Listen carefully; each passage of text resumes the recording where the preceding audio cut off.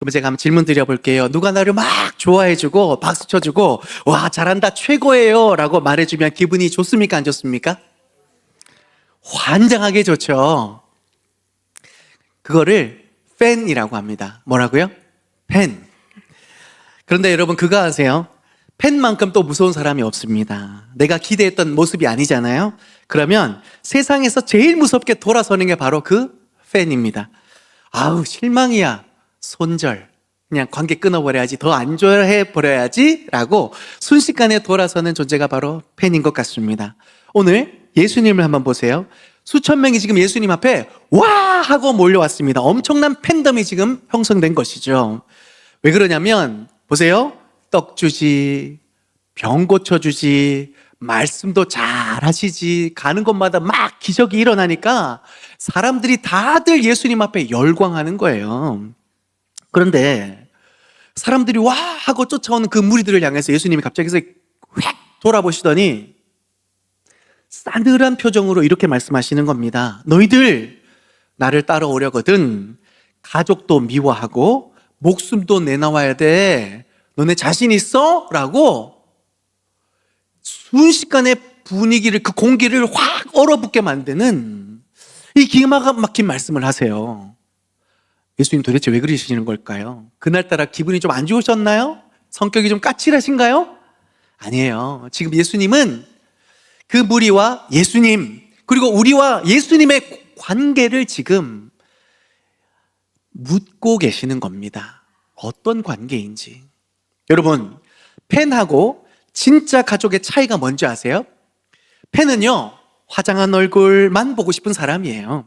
무대 위에서 이렇게 조명받고 노래 잘하고 멋있는 모습 딱 거기까지만 보고 싶은 게 바로 팬입니다.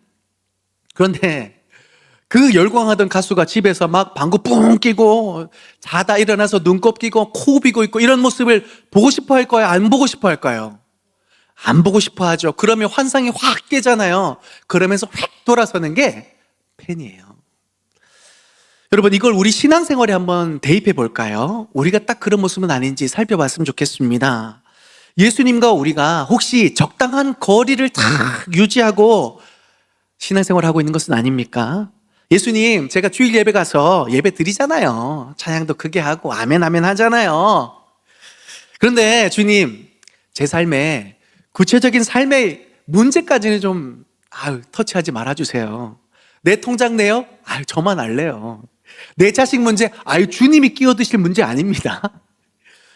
주님 저에게도 사생활이라는 게 있어요. 아무도 없이 저 혼자 있을 때 주님 좀 눈 좀 감아주세요. 주님 선 넘지 말라는 겁니다.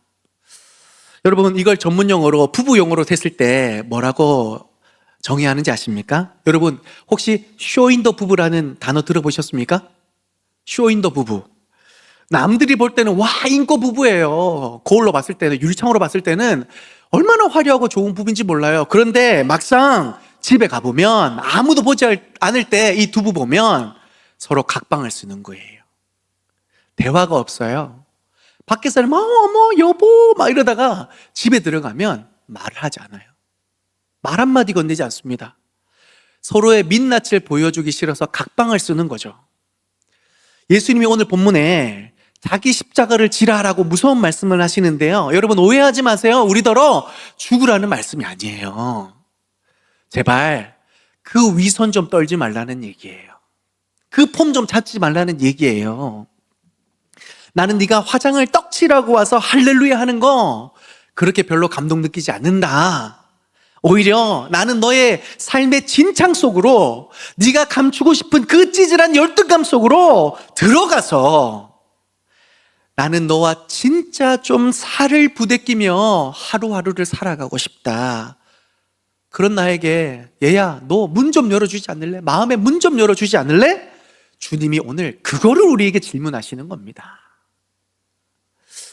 그런데 여러분 팬은요 여전히 이렇게 태도를 고집하죠. 주님 제가 이만큼 했으니까 주님 이 정도 복은 주셔야죠 라고 말하는 거예요. 여전히 살 부대끼는 관계가 아니라 give and take. 내가 이거 줬으니까 이거 주셔야 됩니다. 거래하고 비즈니스를 지금 하는 겁니다. 그런데 그 팬과는 달리 진짜 사랑하는 사이, 진짜 가족은 뭐라고 말하는 게 옳을까요? 주님, 제가 다 가진 것 다 내어들어도 괜찮습니다. 아깝지 않습니다. 왜요? 제가 주님 사랑하니까요. 거래하는 관계는 기브 앤 테이크입니다. 사랑하는 관계는 모든 걸 내어드려도 아깝지 않은 관계가 진짜 가족, 사랑하는 관계이죠. 사랑하는 성도 여러분, 오늘 우리 솔직하게 우리가 그동안 붙잡고 있었던 계산기 이제 좀 한번 내려놓을 수 있었으면 좋겠습니다. 언제까지 주님을 주님이 아니라 손님 취급하십니까?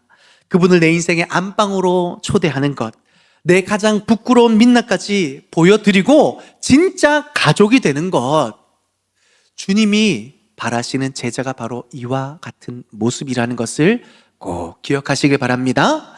오늘 말씀을 통해 계산적인 거래를 멈추고 주님과 생명을 나누는 참된 사랑의 관계, 주님의 길로 들어서는 저와 여러분 되시기를 주님의 이름으로 축복합니다.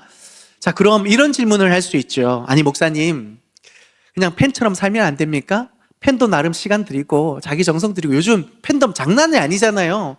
이 정도로 주님 앞에 열광하는 것도 꽤 괜찮은 것 아닙니까? 굳이 복 받으면서 그냥 편안하게 살면 되지, 내 만족 위해서 살면 되지, 십자가까지 지어야 되는 그 불편한 것을 왜 우리더러 감당하라 하십니까?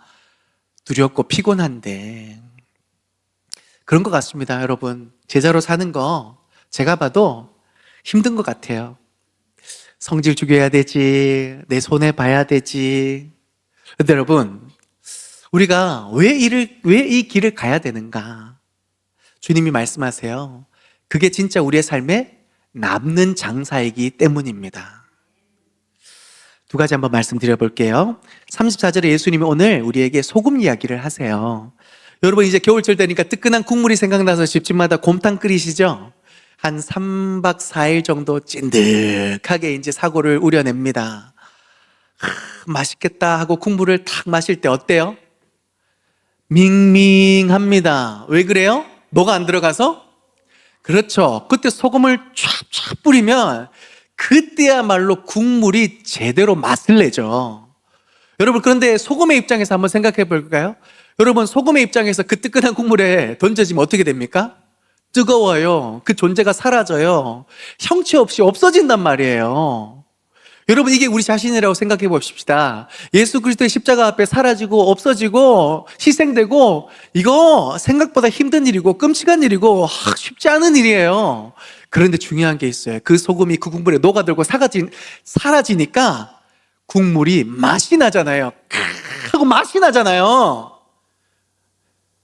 우리 인생이 내가 죽어지고 썩어지고 없어지는 것, 불리한 것 같고 손해보는 것 같고, 그런데 여러분, 한번 그렇게 살아보세요. 우리 인생에 맛이 납니다.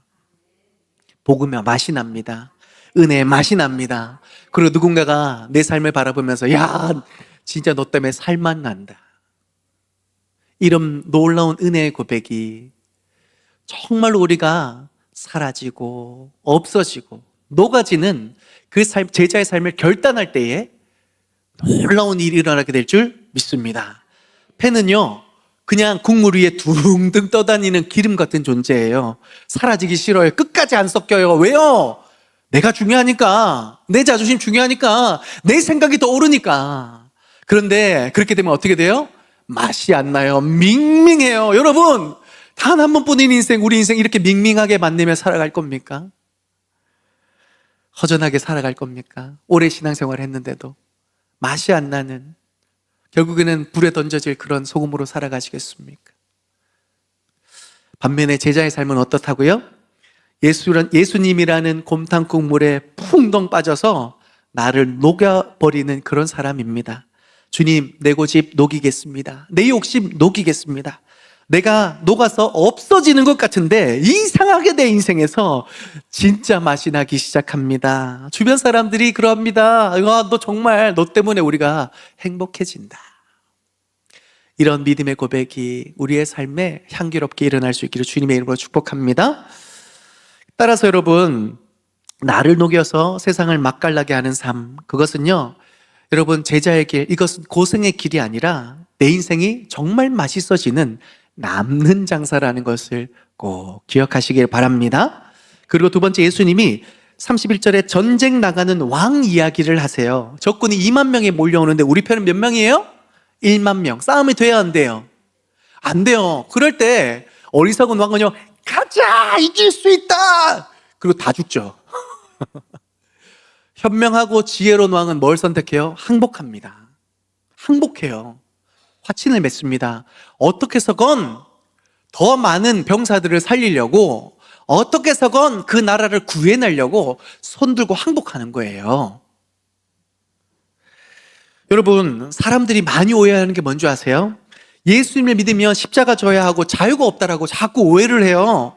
여러분, 솔직히 생각해 보세요. 내 인생, 내가 주인 노릇하며 사는 거, 여러분, 피곤하더라고요. 그렇지 않습니까? 내가 가정인데, 내가 가장인데, 내가 사장인데, 내 능력은 요만큼밖에 안 되는데 세상이 원하는 파도는 이만큼, 그걸 감당해야 돼요. 얼마나 두렵고 얼마나 잠 못 이루고 얼마나 힘이 듭니까? 이게 팬들의 삶이에요. 자기가 왕노릇 하려고 하니까 늘 불안한 인생을 살아가는 겁니다. 그런데 제자는 어떻습니까? 계산해 보니까 안 되겠는 거예요. 그러니까 빨리 두 손 드는 겁니다. 주님, 저는 안 됩니다. 저 좀 도와주세요. 항복합니다. 주님, 주님이 대장 되어주세요. 사랑하는 여러분, 부부싸움 할 때 제일 이기는 방법이 뭔지 아세요? 특별히 우리 남편분들, 너무 아내 이겨먹으려고 하지 마세요. 결국 못 이겨요. 여기 아직 이기시는 분들 계신가 봐요. 아니, 체면상 말씀 못 하시는 걸 수도 있는데 저는 그렇더라고요. 빨리 여보, 내가 잘못했어. 당신 말이 다 맞아 라고 항복하는 게 평화의 지름길이더라고요. 역시 아멘 안 하시네요. 여러분, 남편분들, 이거 비교로 한 거 아니에요. 지혜로운 거예요. 우리가 예수님께 항복하는 것은 지는 게 아닙니다. 우주에서 가장 센 분 편에 붙는 겁니다. 내가 쥐고 있던 불안한 핸들을 예수님께 넘겨드리는 순간, 그때부터 나에게 진짜 자유가 시작되는 것이죠. 그러니까 제자가 된다라는 것은 짐 떠안는 것이 아니라 이제 그 무거운 짐을 주님 앞에 내어드리고 그 주님 안에서 진정한 쉼을 누리는 것, 그게 제자가 되는 삶이에요. 그렇다면 여러분, 제가 이제 조금 어려운 이야기를 마무리하려고 하는데요. 예수님이 제자가 되려면 세 가지 하라고 그래요. 첫 번째, 가족을 미워해라. 두 번째, 십자가를 져라. 세 번째, 내 재산을 다 버려라. 할렐루야. 역시 아멘이 안 되시죠? 저도 아멘이 잘 안 되더라고요. 이 말씀 연구할 때 가족 미워해라? 어이구. 십자가를 져라? 어이구. 재산을, 어이구. 쉽지 않아요. 그런데 여러분, 이 말씀을 문자 그대로 다 갖다 버리고 산속으로 들어가라라는 뜻으로 들으면 진짜 오해하신 겁니다. 이건 버리라라는 말씀이 아니라 주인을 바꾸라라는 말씀입니다. 보실까요? 첫째, 네 부모, 처자를 미워하라고 26절에 말씀하시는데요. 이 말씀 그대로 해석해가지고 집에 가셔가지고 여보, 여보, 오늘 목사님이 당신 미워하래. 나가! 이러시면 곤란합니다. 본인이 나가실 수 있어요. 이거는요, 우선순위를 이야기하는 겁니다. 여러분, 우리 어머니들 자식 사랑 대단하시죠? 그런데 그 자식을 너무너무 사랑해서 내 인생의 전부라고 그 자식을 하나님처럼 떠받들면 어떻게 되는 줄 아세요? 그거는요, 사랑이 아니라 집착이 돼버려요. 자식 입장에서 한번 생각해 보실래요? 엄마가 자꾸 나만 바라봐. 내 성적, 내 결혼, 내 모든 것에 자꾸 목숨을 걸고, 그러면 그 자식 숨 막혀서 죽습니다. 남편도 마찬가지예요. 아내가 자꾸 남편 하나만 쳐다보고 있어요. 남편 허리가 휘어집니다. 휘어져요. 나도 사람인데, 나도 쉬고 싶은데, 힘든데 도망가고 싶지 않겠습니까? 예수님의 말씀은 이겁니다. 제발 그렇게 사람한테 목매이지 말아라는 겁니다. 그 사람 좀 이제 놓아주라는 거예요. 놓아주라는 거. 제가 예화 하나 말씀드릴게요. 가정이 제일 평안하고 행복할 때가 언제인지 아세요? 아빠가 그 무엇보다 자식을 제일 먼저 사랑하는 것, 그럴 때 가정이 막 행복할 것 같으시죠? 아니던데요. 그냥 자식은 좀 내려놓고 자기와 평생 사랑하기로 했던 그 아내를 누구보다 내 몸같이 사랑해 줄 수 있을 때에 가정이 행복해지도록. 무슨 말이냐면 자식들이 부담을 덜 가져요. 자식들이 아빠가 막 목숨 걸고 나를 막, 그래서 아빠가 나를 위해 이런 희생도 하고 저런 희생도 하고 막 마음에 짐을 안고 막, 그래서 내가 어떻게 해야 되겠다. 그 인생이 괴롭더라고요. 그런데 서로 남편과 아내가 서로 그냥 사랑하는 거예요. 그리고 야, 우리 사랑하니까 너는 알아서 커라, 이렇게 할 때 오히려 잘 크더라고요. 무슨 말이냐면 신앙생활도 똑같습니다. 내가 내 가족을 내 손에 꼭 쥐고 있으면 서로 힘들게 하고 상처를 주더라고요. 그런데 내가 참 자유를 주시는 참 진리이신 하나님을 1번으로 사랑하고 그분을 붙들고 그분이 공급하신 은혜를 따라 우리 가족을 대하잖아요. 그때부터 집착이 아니라 진짜 사랑이 나오더라고요. 가족을 미워하라는 것은 내 소유물로 여기는 그 마음을 버리라는 겁니다. 아멘이시죠? 27절에 둘째로 자기 십자가를 지라라고 말씀하세요. 여러분, 십자가는 사형틀이에요. 죽으라는 거죠. 여러분, 죽은 사람은 말이 없습니다. 누가 와서 툭툭 건드리고 콕콕 찌른다고 해서, 욕을 한다고 해서 죽은 사람이 시체가 벌떡 일어나서 뭐라 그랬어? 라고 하는 일은 일어날 수 없죠. 죽었기 때문입니다. 우리가 왜 집에서, 직장에서 자꾸 부딪히며 싸우나요? 내가 너무 시퍼렇게 살아 있어서 그렇습니다. 자존심 건드리면 못 참겠고 내 뜻대로 안 되면 화가 나고. 그래서 제자는 매일 아침 거울을 보면서 이렇게 선포하는 사람입니다. 따라 하실까요? 송창욱. 그렇죠. 이때 딱 생각을 하셔야죠. 제 이름 불렀으면 저도 한번 눈을 크게 떴을지도 모릅니다.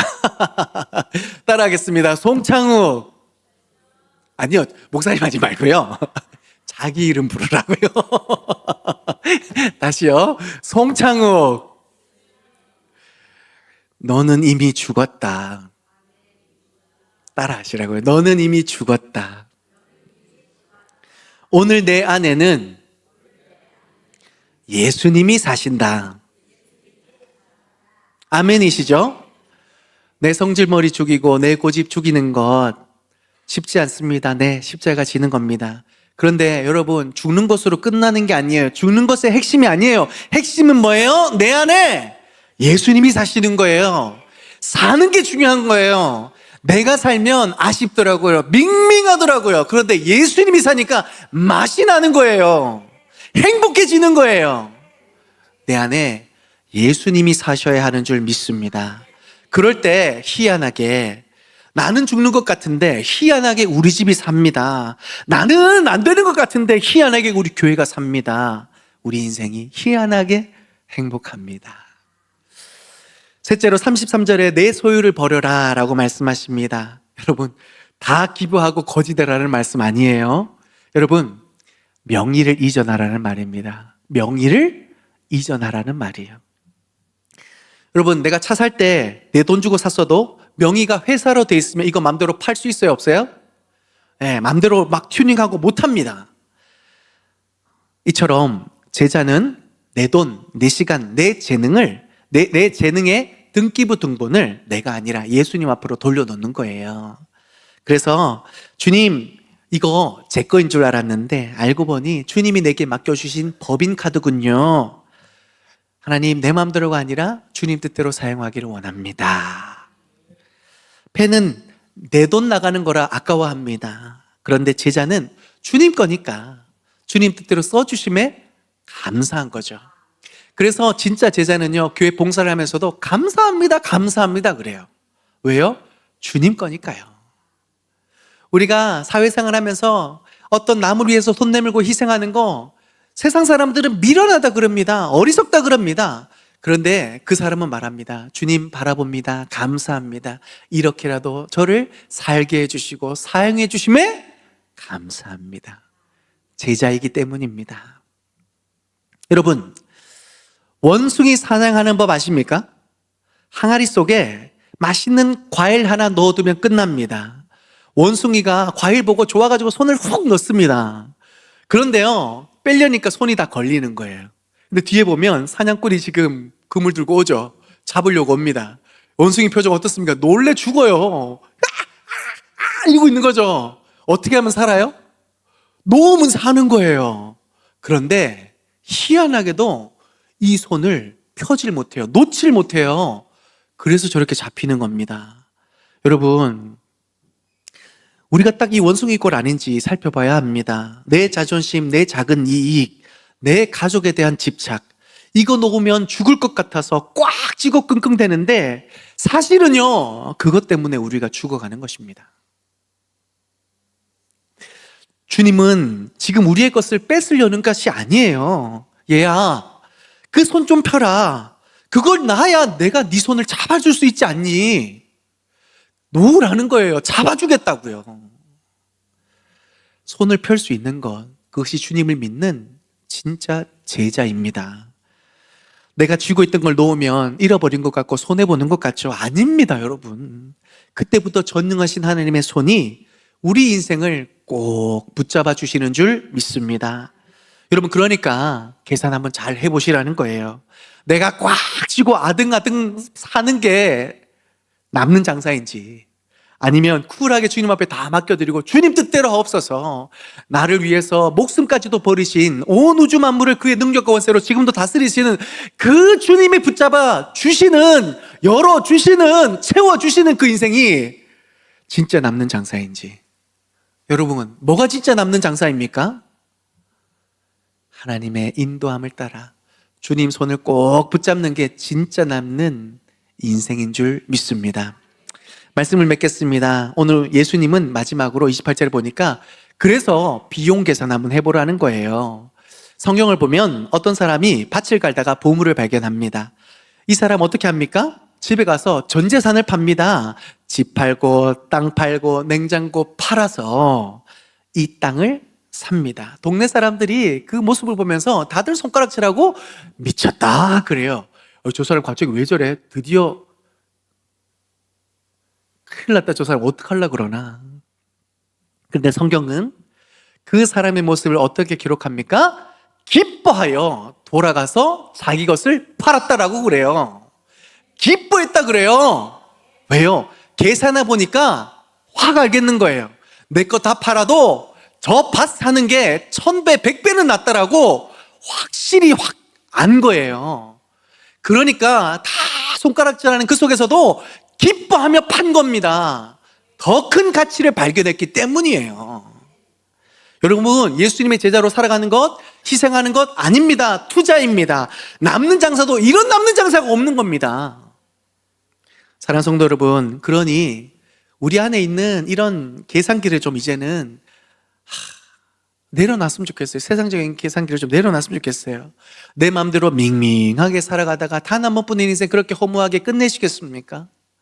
아니면 내 안에 계신 살아계신 예수님, 창조주이신 예수님, 구속주이신 예수님, 그분이 붙들어 주시는 감히 내가 상상하지 못하는 인생의 역사를 기록하며 사시겠습니까? 여러분, 축구선수나 팬이나 똑같은 유니폼을 저렇게 입습니다. 그런데 결정적인 차이 하나가 있죠. 팬의 유니폼은 경기가 끝나도 저렇게 뽀송뽀송합니다.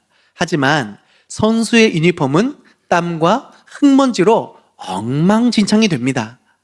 여러분, 우리가 나중에 주님 앞에 섰을 때에 주님은 우리의 무엇을 보실까요?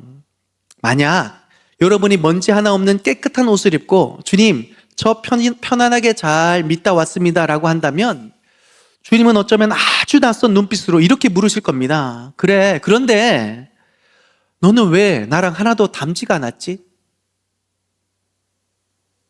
나랑 왜 하나도 닮지 않았지? 주님이 물으실 겁니다. 여러분, 예수님을 보십시오. 그분의 옷은 십자가의 피와 땀으로 가장 더럽혀진 옷입니다. 가장 낮고 천한 곳에서 연약한 영혼들을 위해 이리저리 구르셨던 분입니다. 그래서 주님은 흙투성이가 된 채 헐떡거리며 들어오는 우리를 볼 때 오히려 가장 환하게 웃으시면서 이렇게 말씀하실 겁니다. 야, 너 나랑 참 닮았다. 꼴이 참 엉망이니, 아이고, 너 나랑 너무 많이 닮았다. 그런데 고생했다. 나는 이 냄새 나는 이 땀 냄새가 나한테는 제일 향기롭다. 주님이 그렇게 말씀하실 거라고 저는 확신합니다. 여러분, 이게 우리의 삶이 최후에 취해야 할 영광 아니겠습니까? 사랑하는 성도 여러분, 오늘 설교 제목을 다시 한 번 더 기억해 보십시오.